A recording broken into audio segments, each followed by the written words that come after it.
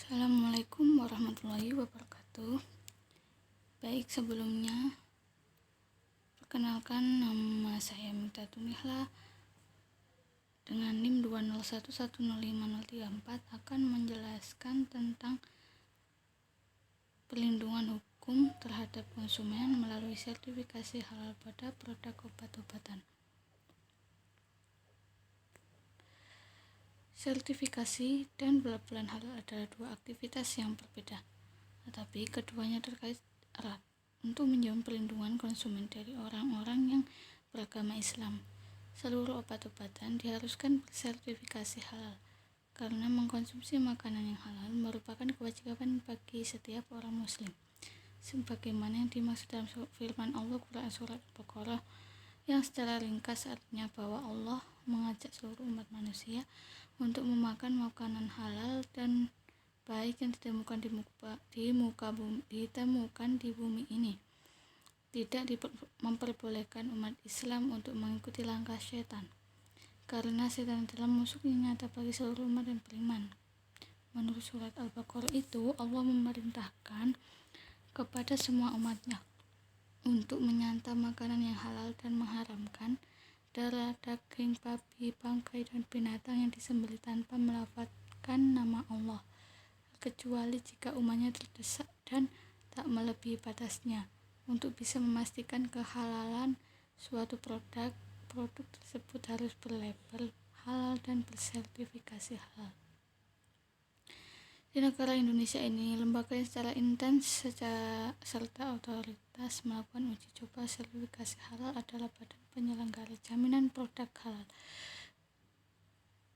BPJH merupakan perwujudan dari Undang-Undang Nomor 33 Tahun 2014. Penyelenggara sertifikasi halal dewasa ini dialihkan dari yang mulanya dilaksanakan oleh MIL, yang di bagian ini adalah lembaga yang mengkaji pangan, obat dan juga kosmetika MUI atau LPPOM MUI.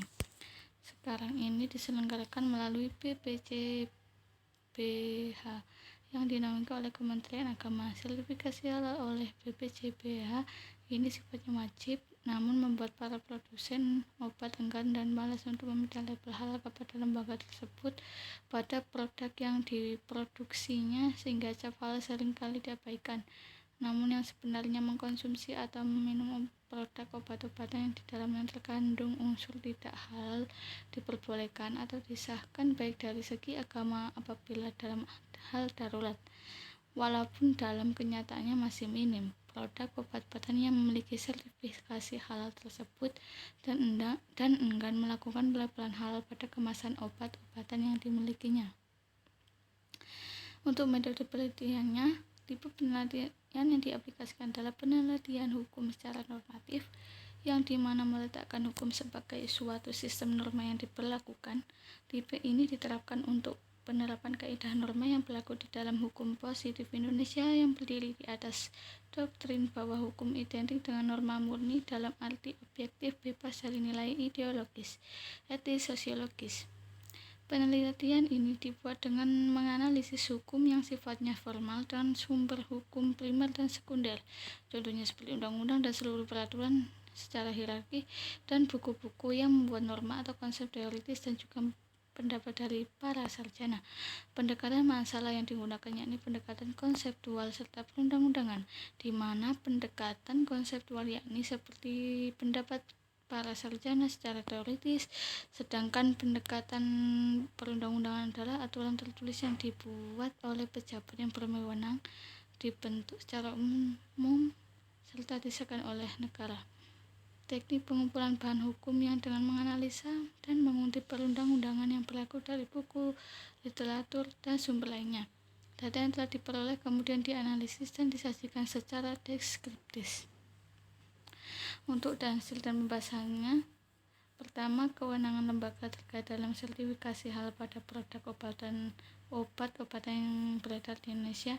Sertifikasi dilakukan melakukan serangkaian pemeriksaan oleh auditor untuk kemudian ditetapkan status kehalalannya, sehingga tercipta suatu fatwa tertulis yang menyatakan kehalalan produk dalam bentuk sertifikasi halal. Lebih lanjut, menurut Farida, sertifikasi halal berlaku selama kurun waktu 4 tahun yang kemudian bisa dilakukan perpanjangan. Perusahaan harus memberikan jaminan halal dengan selalu menjaga konsistensi kehalalan produk.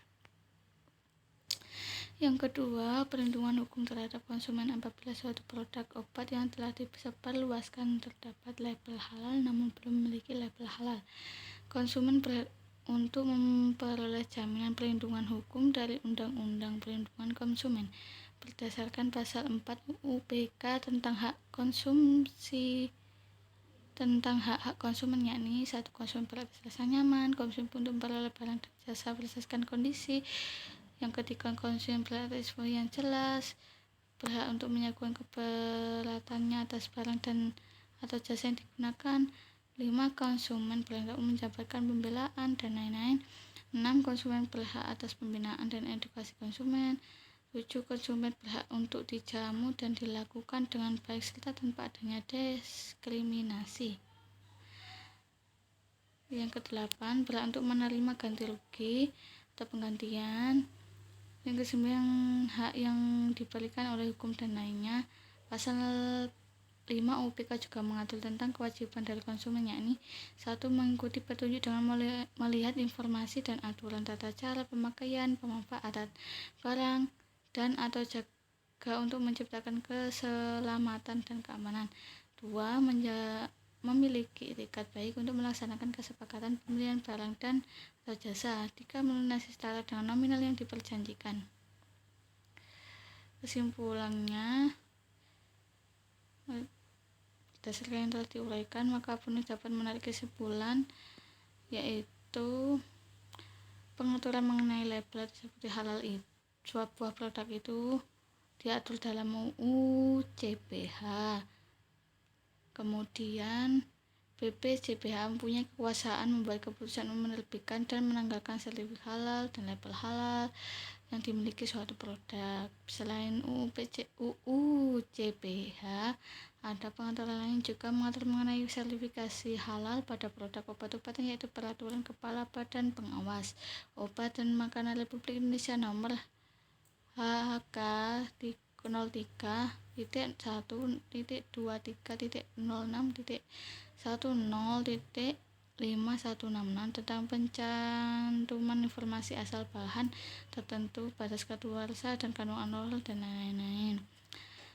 Kemudian saran, pelaku usaha wajib mengikuti aturan tertentukan dan mengupayakan adanya sertifikasi halal dan produk yang diperjualbelikannya, baik lokal maupun impor, agar dapat memberikan kepastian hukum yang jelas kepada pihak konsumen yang mengkonsumsi. Peran pemerintah dalam rangka penggunaan label hal ini adalah menghimbau BPJPH dan masyarakat untuk bisa optimal dalam pengawasan pada produk penggunaan obat dan makanan yang tersebar di pelosok negeri.